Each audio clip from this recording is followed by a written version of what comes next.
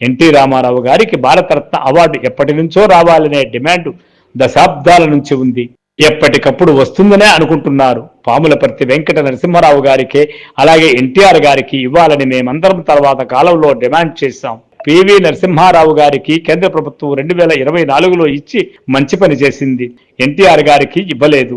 ఈ దేశంలో 5 సంవత్సరాలు ప్రధాన ప్రతిపక్ష పార్టీగా పనిచేసిన, పార్టీని స్థాపించిన, విప్లవాత్మకమైన మార్పులు తీసుకొచ్చిన, అలాగే ముఖ్యమంత్రిగా 4 సార్లు పనిచేసిన వ్యక్తి, దక్షిణ భారత చలనచిత్ర రంగంలో అగ్రగణ్యుడైన నటుడు ఆయన.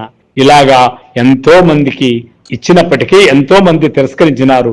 తీసుకున్న వాళ్ళు అందరూ అపవిత్రులని కాదు, తీసుకొని వాళ్ళందరూ మాత్రం ఖచ్చితంగా పవిత్రులే అని చెప్పాలి.